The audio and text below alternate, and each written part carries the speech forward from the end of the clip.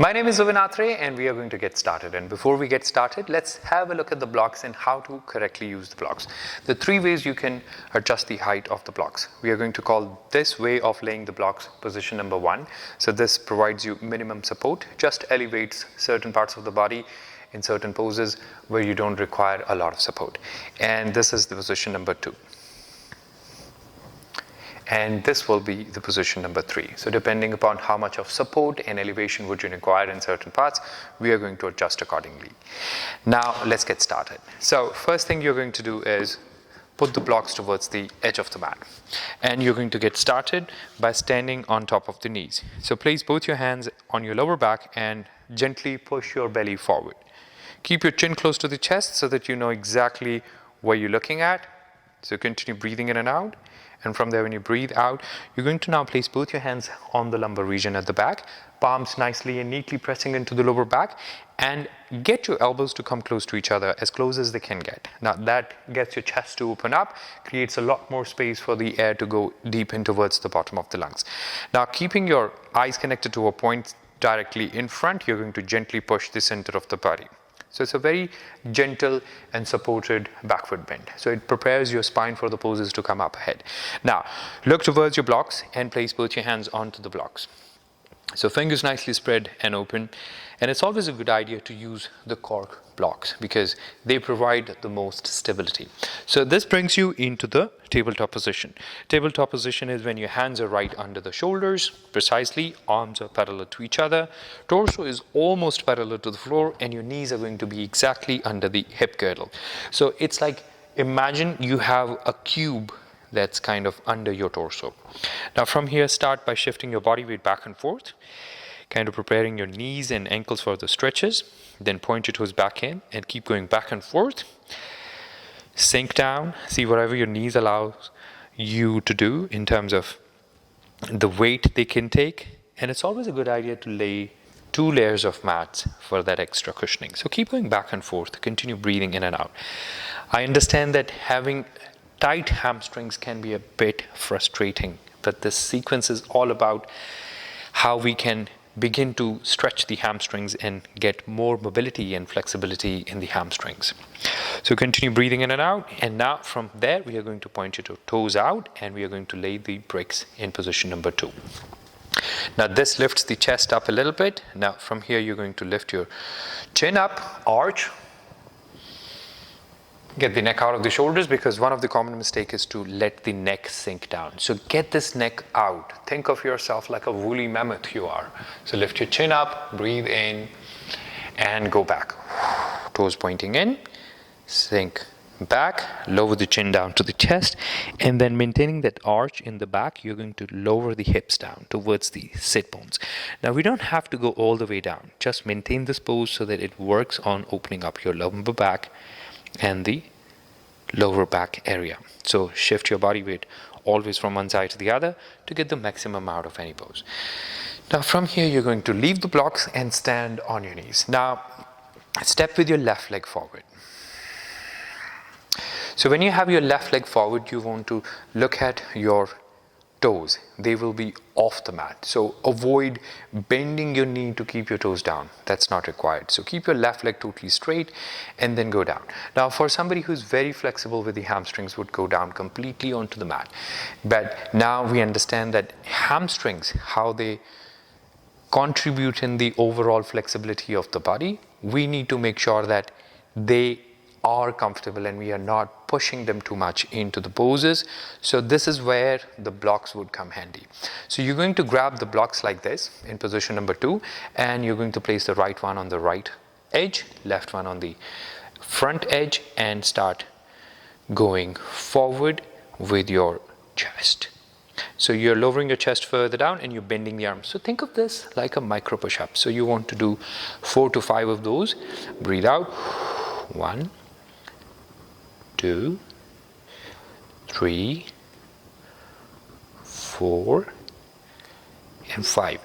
So this is like a pulse stretch. There's an interval, there's a stretch, there's an interval, there's a stretch, and that kind of allows the hamstrings to get prepared.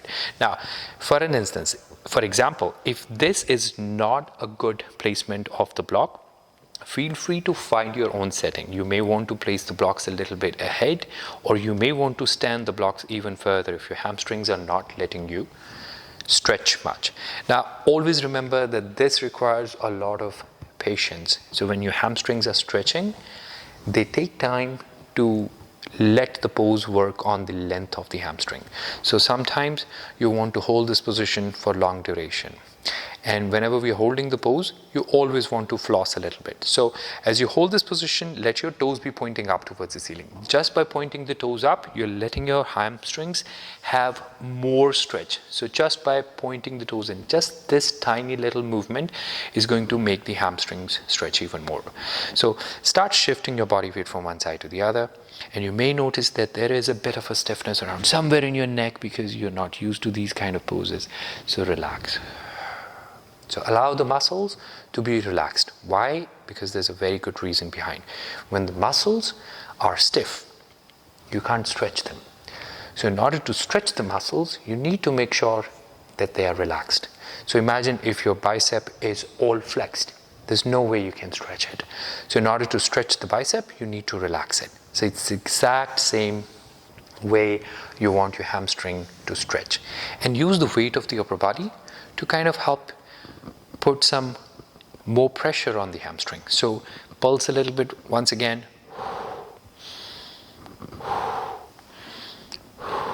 And if you're comfortable with this position, you're now going to lay the blocks flatter. So bringing the blocks in position number 2. Now that makes the stretch a little bit more intense. So pulse 5 times in this position.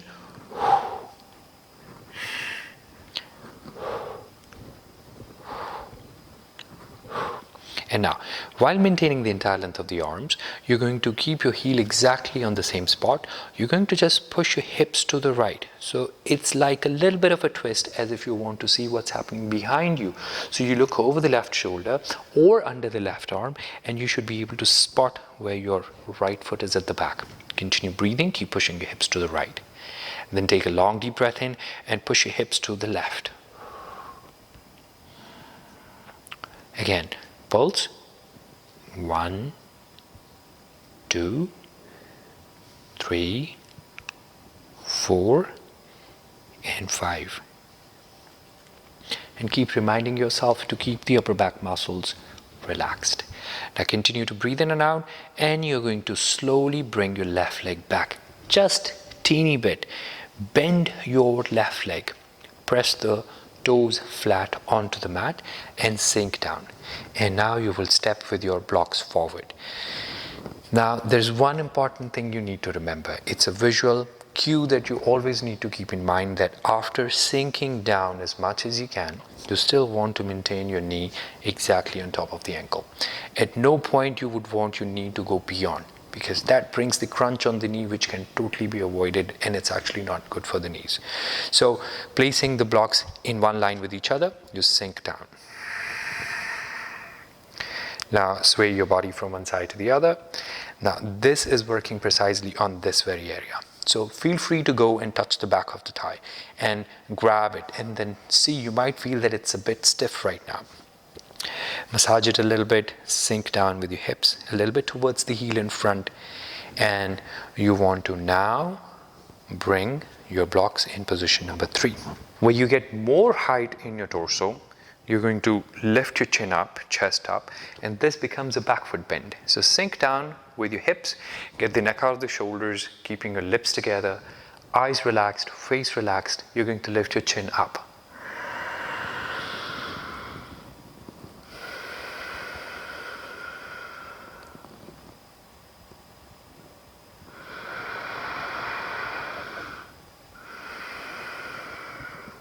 Now slowly, when you breathe out, you lower the chin down, grip the blocks back again, get your body weight onto the blocks back again, and pull your left leg straight.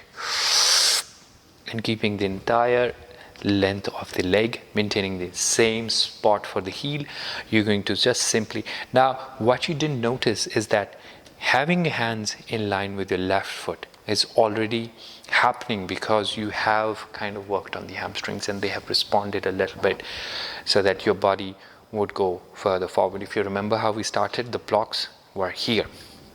Now we are already here. So now here, rock a little bit, be creative a bit. So pull the toes up. So see what I'm doing? I'm going to remove this block so that you can see exactly what's happening. So this. So I'm lifting the toes up. So there's a bit of a pivot, and that helps you to sink a bit further down into the pose. We can do it with both the blocks. And from here, you're going to now keep the edge maintained and place the hands onto the block in position number 2. Sink down with your elbows going forward. Pulse 1, 2, 3, 4, and 5. Now from there, when you breathe in, you're going to slowly bring your blocks back again, walk back, bring your left leg in, and we'll do the same thing with the right leg. So you remember where we started? You're going to extend your right leg out in front. You can totally start with your right leg a bit bent, but once you are there, you're going to get your right leg straight. Lift the toes up. Now here the common mistake is that the hip tends to go forward or the right leg goes forward. Always remember that your knee, your hip, and your shoulder, they would be in one straight line with each other. So this is like a pillar of the pose. So a lot of times what we see is people doing this. Now this brings a lot of pressure on the knee that you actually don't need, and also makes the position much harder. Now once you are in the correct position, you need to simply adjust and place your blocks the way your legs are letting you do it. So continue to breathe in and out. Once you have found the right setting, you're going to let yourself let go of your shoulders in terms of the tension they have in the shoulders, the muscle tensions. So allow yourself to go down. So pulse a little bit going down with each release of the breath. You find yourself coming closer to the center of the body. Now, like I said, that this requires a lot of patience. You might be even catching yourself holding the breath inside. This happens. It's perfectly fine. You just have to give yourself the reminders. So you might hear the sounds like which means your body is yet not ready to let go. So be kind to yourself in that pose and let yourself relax little by little. You now want to lay your blocks flatter. Shift your weight from one side to the other a little bit, floss around. And if you're finding it a bit hard to balance, you just have to bring your left foot inwards. So maintain the exact position of the left knee and just bring your left foot a bit inside. This changes not much, but it helps you a lot with the balance because it gives you a broader base to balance on. So again, holding that position, you want to sink down. 2, 3, 4, and 5. Then shift your body weight from one side to the other. Sway. So you need to know something. The core difference between a pose that's active and passive is that in a passive pose, very likely that there are no muscles that are engaged in terms of strength.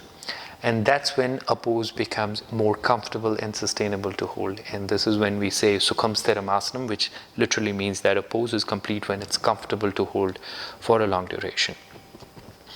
So continue to breathe in and out. And now using your right heel as the tip, you're going to move your hips from one side to the other. So everything changes but the position of your right heel. So you push your hips to the right and then you push your hips to the left. Now this makes the stretch on the hamstring travel from the outer edge to the inner edge. You will notice it, and feel free to place the blocks wherever they need to be placed, perhaps upwards,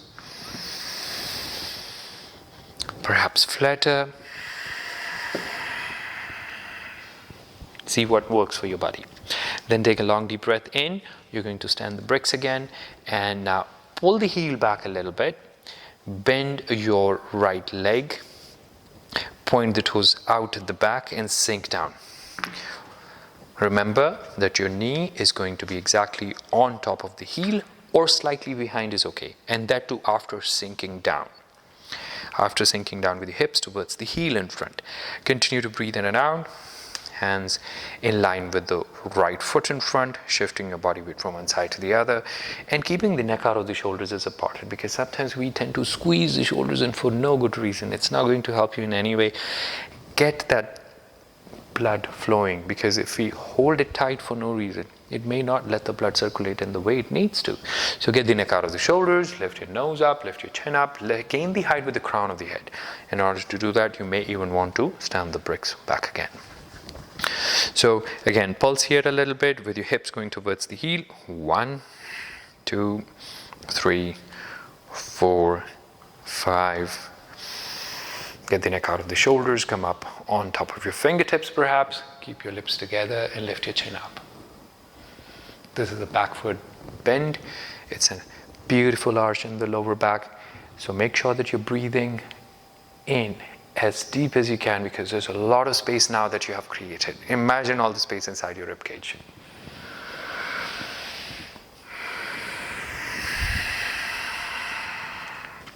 Now from there, when you breathe in, you're going to twist a little bit towards the right, twist a little bit towards the left. Continue to breathe in and out, back again. And from there, when you breathe out, you're going to simply pull your right leg straight back. Stretch the right leg straight. Continue to breathe, sink down. And remember how we did it on the other side. We just simply pointed the toes in and out, and we let the hamstrings stretch. Now, even if your legs are not going completely straight, it's perfectly fine. As long as you're feeling the classic stretch in your right leg, you're doing a good job. There's hardly any way you can go wrong with this. Max is that you're feeling that your knee is pushing a little bit down into the mat, and it could be slightly uncomfortable in case you're too bony. Please feel free to place a cushion under the left knee. Pushing your hips from one side to the other. Pull the bricks back again. Shifting your body weight from one side to the other. Adjust the blocks the way you need to. And if you did this pose every day, if you did this set of poses every day, your hamstrings will begin to respond, and you would gain more flexibility, which means you will be better with your running. For instance, you will have much better stride. Your hamstrings, the mobility overall in your everyday life that you need, even if it's something that falls on the floor and you just need to simply pick it up, would become a lot more easier.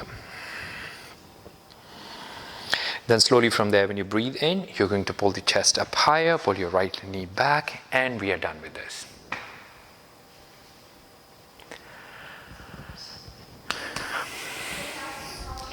Yes, I hope this yoga sequence has helped you. And if it did, do let us know in the comments. And for more follow-along sequences, do subscribe to our channel. This is Vinatre signing out.